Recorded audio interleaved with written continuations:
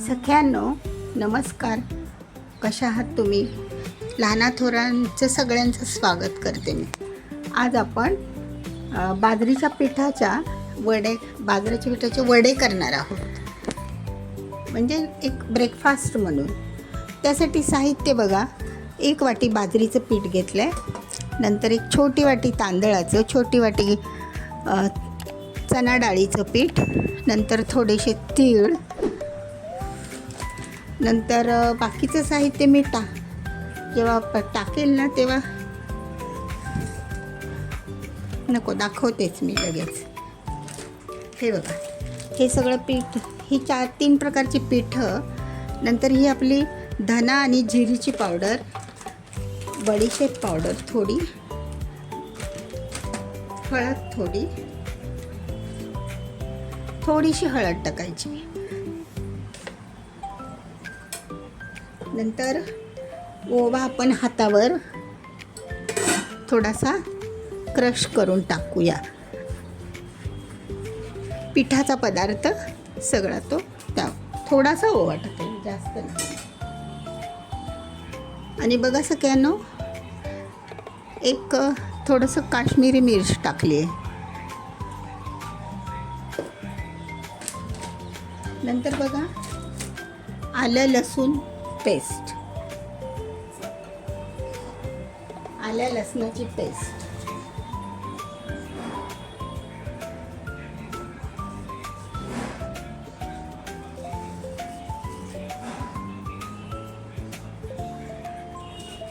थोडीशी जास्तच टाकते, वास छान येईल ना म्हणून. आलं आणि लसूण आहे त्याच्यात. नंतर थोडीशी बेकिंग पावडर, फुलतील ना ओरडे चांगले, 1 पाव चमचा.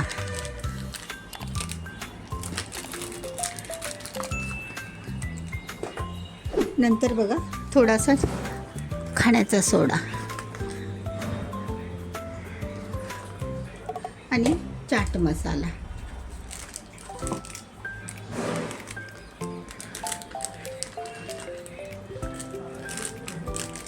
आता हे सगळं आपण टाकून घेतलं ना मैत्रिणींनो, अकॉर्डिंग टू मीठ टाकायचं. आता प्रमाण कमीच आहे तसं 1 वाटीचं, तर 1च चमचा मी मीठ टाकते.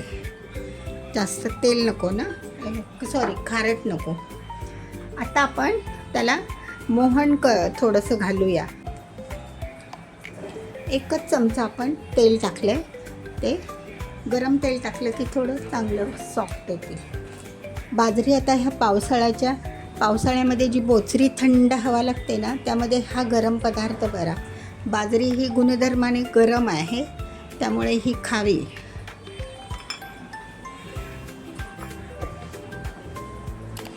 चांगली असते पोटासाठी. तर तुम्ही हे असे वड्याच्या स्वरूपात किंवा बाजरीचे लाडू काहीतरी करायचं बाजरीचं. बघा, आता मी हे सगळं मोहन टाकते ह्याच्यावरती गरम गरम.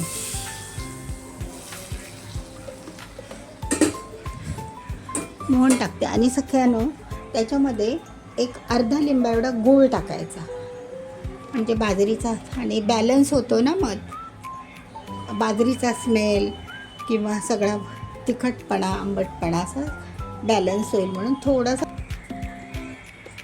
सख्यानो बघा, सगळं साहित्य एकत्र केलं आपण. तेल पण आता सगळ्या पिठाला चोळून घेऊया आणि पीठ मळून घेऊयात आपण.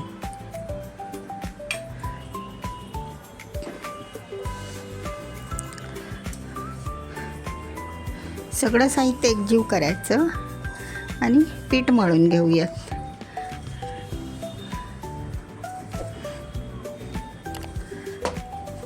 बाजरी तशी पण पौष्टिक आहे आणि पचनाला चांगली पौष्टिक आहे ती. आणि उष्ण, आता थंडी पण लागते ना, पावसाची बोचरी थंडी लागते बघा, त्यामध्ये हे फार करा तुम्ही मैत्रिणींनो.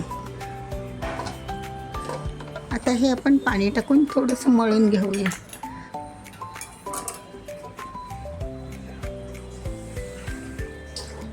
घट्ट सरच मळायचं ते.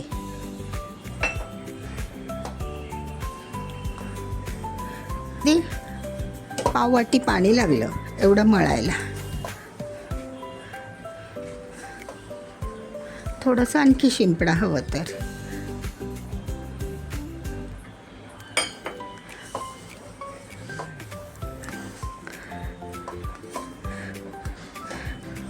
सगळं साहित्य व्यवस्थित टाकलेलं आहे, त्यामुळे चांगली टेस्ट येते. आणि आपण हे आता तळणार वगैरे नाही आहोत. आपला एअर फ्राय आहे, त्याच्यामध्ये एअर फ्रायरमध्ये करायचं. खूप छान होतात, म्हणजे तेलाचा प्रश्न येतच नाही. आता मी तुम्हाला वडे करतो. सख्यानो बघा तर आपले असे हे बाजरीचे वडे तयार आहेत. असे मीडियम साईजचे आपण थापायचे आणि वरून आतमध्ये पण तीळ टाकलेत. आता वरून थोडेसे तीळ असे आपण हे एका वाटीचे बनवलेत वडे. आता आपण हे एअर फ्रायरमध्ये भाजणार आहोत, त्यामुळे आता आपण त्याच्यामध्ये सेट करू. एअर फ्रायरची ही जाळी असते, तिला थोडीशी ग्रीस करूया.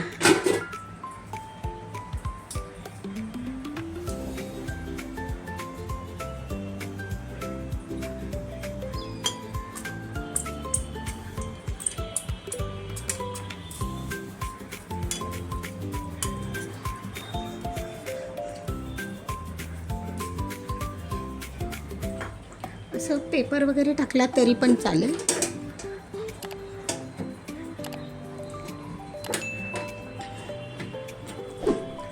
आणि सख्यानो त्यामध्ये ठेवण्या अगोदर आपण ह्याला ना ब्रशिंग करायला पाहिजे.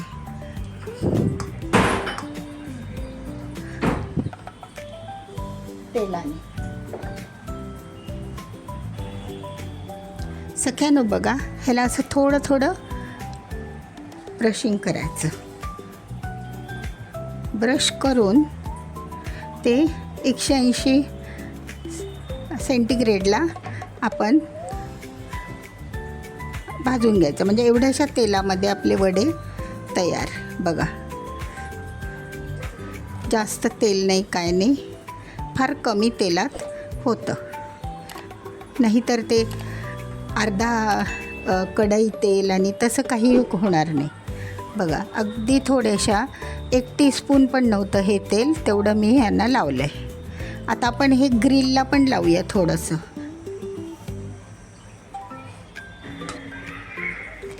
सख्यानो बघा, आता आपण ह्या एअर फ्रायरच्या ट्रेमध्ये हे असे वडे लावून घेतलेले आहेत. ते आता आपण एअर फ्रायमध्ये टाकूया. सख्यानो बघा तर आपले हे असे बाजरीचे वडे तयार झालेले आहेत. खूप क्रिस्पी झालेत, अगदी कुरकुरीत झालेत, असे छान. ते आपण एअर फ्रायरमध्ये केलेत ना, म्हणून. तर करून बघा, असे पौष्टिक आहेत, छान, आणि घरच्या साहित्यातच सगळं होतं. ठीक आहे सख्यानो, शेवटपर्यंत व्हिडिओ